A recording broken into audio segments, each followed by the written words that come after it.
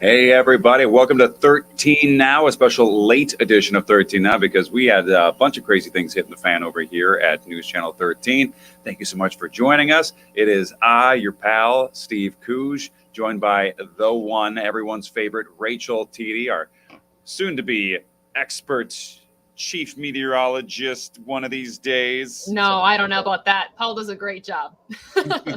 Oh, yes, he does. Chief meteorologist of something. We'll figure that out. Maybe we'll go to the Weather Channel.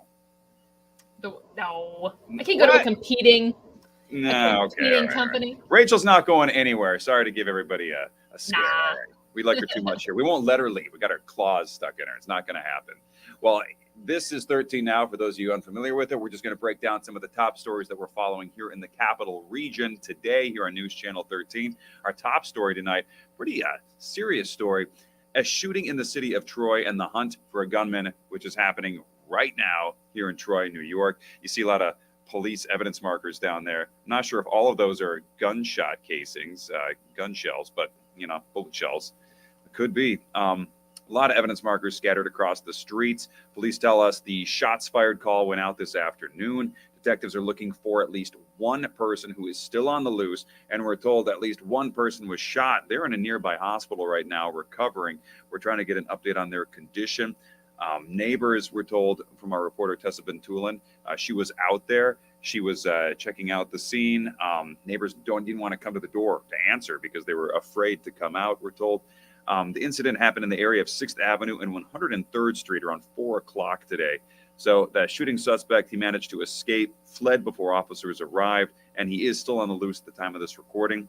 Troy police detectives, they spoke with residents, and they've been looking for ring cameras and other surveillance video. So stick with us. Our Tessa Bentulin, she is going to have an update for us when we come back on News Channel 13 at 11 p.m. So if you're still awake, 11 p.m., check it. Hopefully we'll have some new information for everybody, hopefully an arrest. All right, on to the next story. This is a bit of a bummer for anyone who's really into video games and gaming in general. Just down the street in Troy, not too far away from where that shooting was, a local video game development company based in that city is losing more than half of its employees. We're talking about Velen Studios, planning to lay off 46 of its current 70 employees, more than half. That's according to a notice that we at News Channel 13 obtained today from the State Department of Labor. Velen Studio executives are blaming these serious cuts on a loss of a big work contract that they were depending on. Velen Studios is perhaps best known for a Nintendo game that they produced called Mario Kart Live Home Circuit. If you guys know what I'm talking about, it's a mix-up of the popular Mario Kart franchise with actual real remote-controlled cars that you could drive around your house, your living room, your kitchen floor. Really, really cool thing. So it's a bummer to see this happening to them. The company CEO of Velen said in an interview with the Albany Business Journal earlier this month that they've already been planning to move their operations to Montreal, where the cost of labor is cheaper. So, they're cutting staff, they're cutting tail and getting on out of here. Sad to see them go. Okay, well, now to a story that we all love. Going to bring Rachel back here. Dog lovers everywhere. Wake up. Yeah. This is a big one, okay? There's a new favorite dog breed here in the United States that's been announced. Can you guess what it is? Not you, Rachel. You be quiet. Don't say anything. But you at home watching right now, can you guess what the new favorite dog breed is?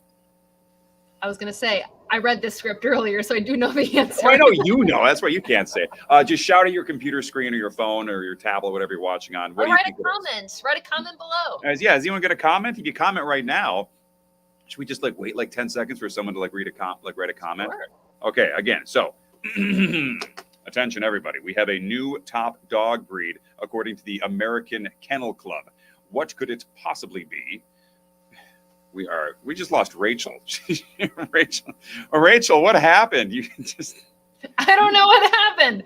I somehow vanished. Anyway, okay. So according to the American Kennel Club, let's just get right into it. No one's leaving any comments. There's 6 people watching right now. Okay, I can see you guys. Leave a comment. What's the new most popular dog breed in the United States? Going once, going twice. All right. We'll get you guys next time. Let's pop it up. If there was any wonder, it's these cute little guys. French Bulldogs, aka Frenchies, as a lot of people call them. They, in the year 2023, were the most commonly registered purebred dogs. That, according to the American Kennel Club. This is the second time now that these little iconic bat-eared scale-down bulldogs have taken the top spot. So who did they exactly beat out? Well, the past favorite was the Labrador Retriever, as many people I'm sure would guess. After Frenchies, the most common breeds registered in 2023 were Labs, as we just mentioned, followed by Golden Retrievers, German Shepherds, and the fifth spot. Drum roll, please. Do you remember this, Rachel? What's the final spot? The fifth one, Poodle. Poodles. You know, growing up as a kid, I always thought I'd see more poodles with that like weird, like cartoon poodle haircut, you know, where like they're completely shaved on their stomach, but they've got like a coat of hair, like on their chest, down like their paws and stuff. You really only see that in the dog shows. Yeah, I had a neighbor, well, someone who lived nearby, I guess, who had a poodle in that cut. So I saw it growing up, but it's not super common. You're right. No, especially around here when it gets so freaking cold that you need to wear a coat all the time. It's almost cruel to shave your dog like that. Yeah. And you would know a thing or two about this weather because it has been freezing as of late. We actually have like a first alert warning. First warning alert day on Saturday. Mm-hmm. Tell us a bit about that. Yeah. So, live look from Saratoga Springs. Right now, 27 degrees out there right now. Feels closer to 23, a little gusty out there, a little blustery out there. So it's something that we are continuing to watch as we head into the weekend. Those wind gusts as we head into the night, this is for Glens Falls, is going to be staying on the breezier side, dying down by the time we get to those early morning hours tomorrow.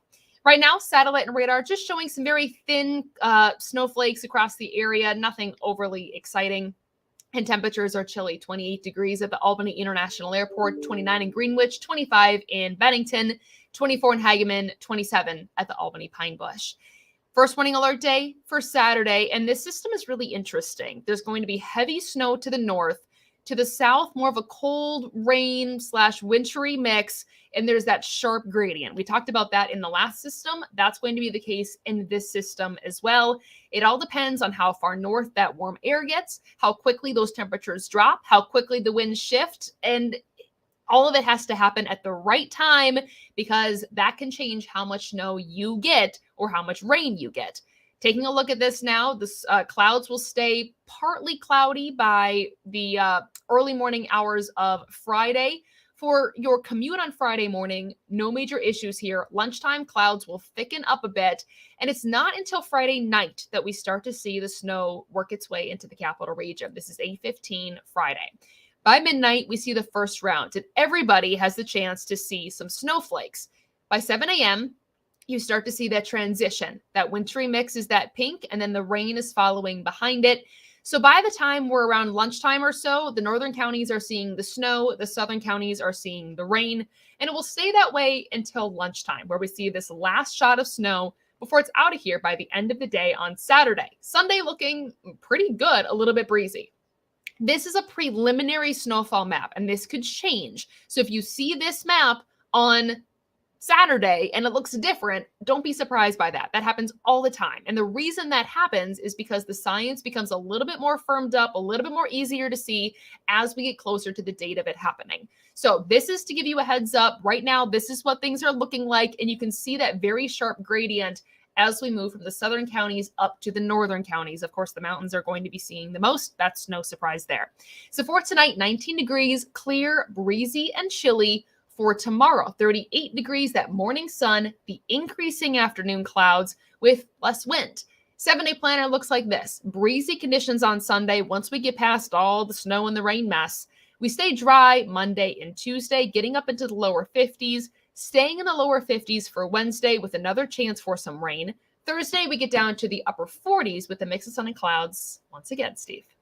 All right. We, of course, are going to be talking more about this coming up at 11 o'clock, so like another hour. If you guys want to stay up just a bit later, turn on to NBC News Channel 13. That's where Rachel and I are going to break on more of the top stories, as well as that weather and that first alert day, which is a pretty big deal, as you just explained, Rachel. I am too big. Let me go back side by side. There we are.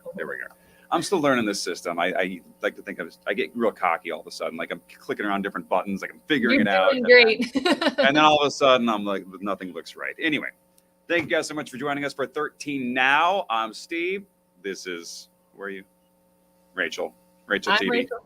meteorologist Rachel TD. Thank you for joining us, Rachel. I'm going to go take my dinner break now, late dinner, and I will hopefully see all of you guys coming up here at News Channel 13 at 11 p.m. 1 hour, 59 minutes, maybe 58 minutes and 46 seconds. So set your timers. Hope to see you guys then. And see you soon. thank you very much.